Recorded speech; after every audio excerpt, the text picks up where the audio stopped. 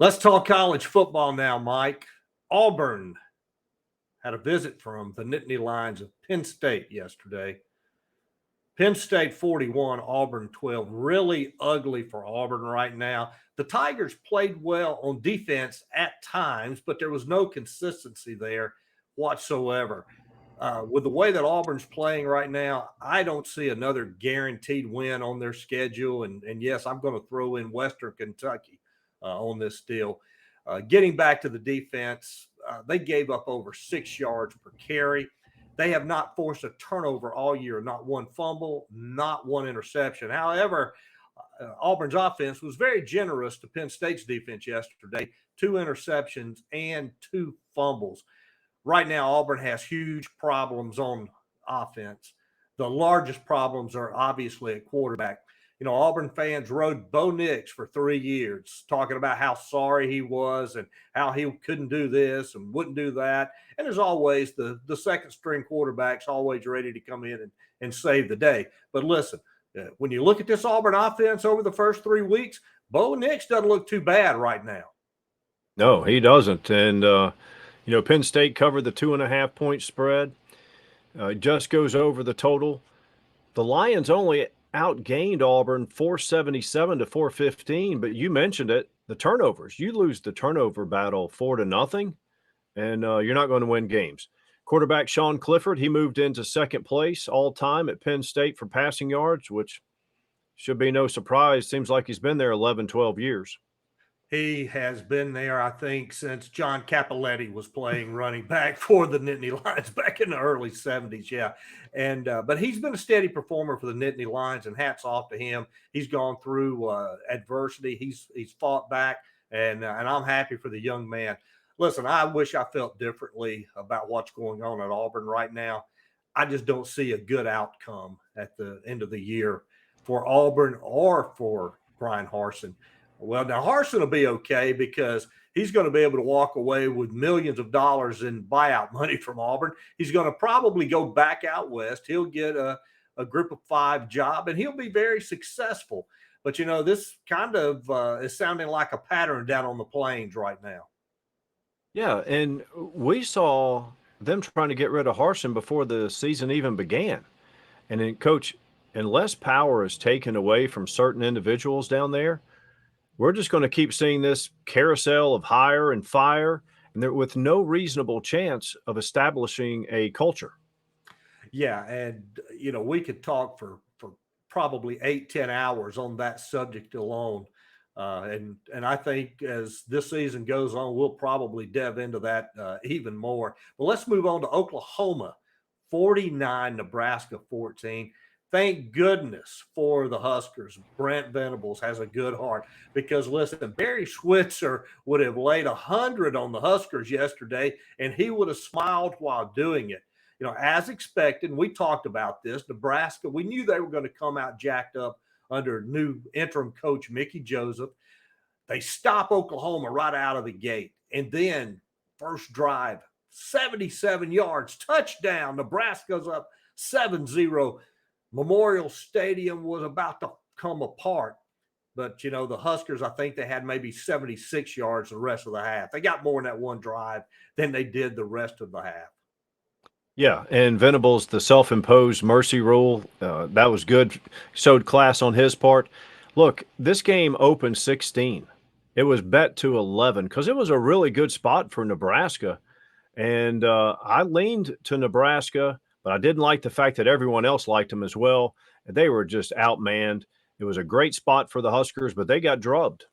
Yeah, and when we talked about this, Nebraska obviously had been through a lot of turmoil, and also and really all these one score losses that have been piling up over the years, that weighs on the kids, and they were coming out, they were fired up, but as soon as that emotion was gone, the game was over. I mean, we look at it, it was 35-7 at half, 49-7 early in the third quarter. And then, like you said, Venables just called off the dogs.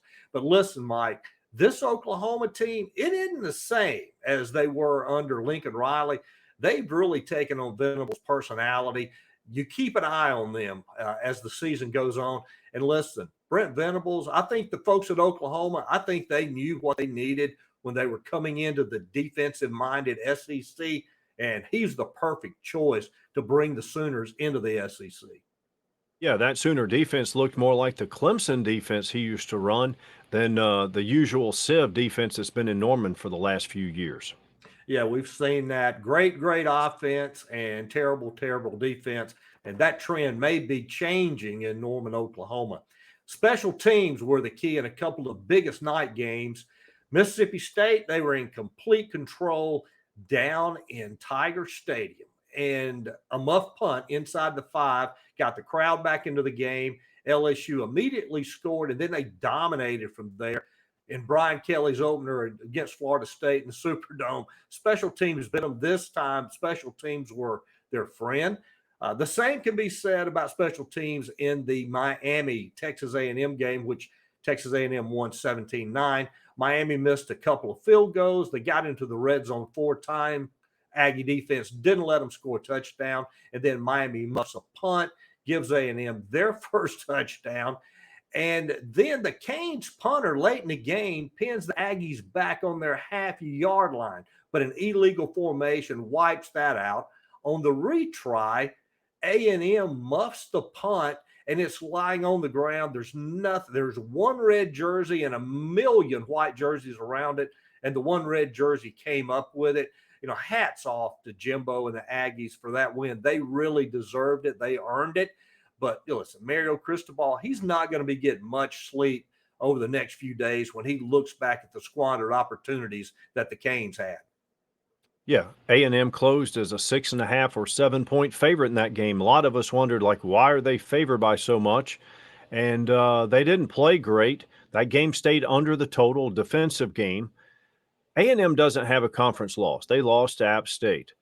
But I don't see them contending for the SEC title. They may be a factor. They may beat someone in the SEC West or even in the East that helps determine the champion. But they're not going to get there this year, in my opinion. Yeah, I don't think so. I think that expectations were way too high in College Station this fall. They didn't have a proven quarterback, but all of a sudden, you know, they're going to be in the national championship game. Of course, we never said that, but there are some very prominent people who hitched their wagon to Texas A&M. Let's look ahead to Week 4. Not a lot of great matchups out there this week from my standpoint, but the two matchups that are catching my eye are a couple of SEC bouts. Florida travels to Knoxville, of course, to take on the Vols in their annual clash. And if Georgia wasn't so dang good, this game might mean something somewhere down the road this year, but it's not going to. It's just going to be hopefully a classic Florida-Tennessee matchup. And then the other game that I like that I'm looking forward to is watching Arkansas, who struggled last night early but came back and won. Looking forward to them and Texas A&M to play in the Jerry Jones Bowl there in Jerry's World. Yeah, that Tennessee-Florida matchup, the Vols are going to be favored for the first time in quite a while in that series. And look, but you said it. Georgia is king of the East and probably king of all the land once again. So that is what it is when you're in the East or in the SEC period. You have those hurdles to come over, you know, Alabama, Georgia, LSU when they were great in 19. Taking a look at the other matchup with Florida, Tennessee, we'll go into that a little bit deeper later in the week when we come back on.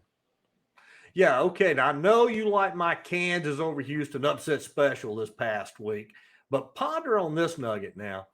The basketball blue bloods, Kansas, Kentucky, Duke, North Carolina, Syracuse, UCLA, and Indiana, they're all undefeated right now. But hey, sadly, this coming Saturday, one of those is going to have to fall no matter what, because Duke and Kansas meet in Lawrence.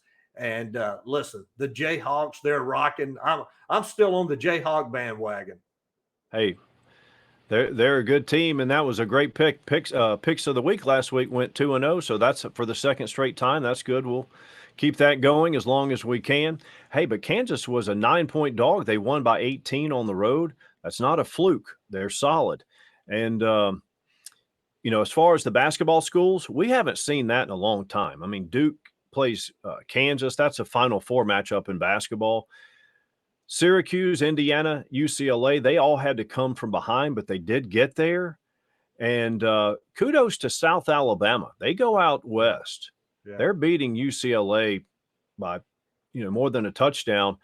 They lose it late, but a good performance by them, just falling short out in Pasadena.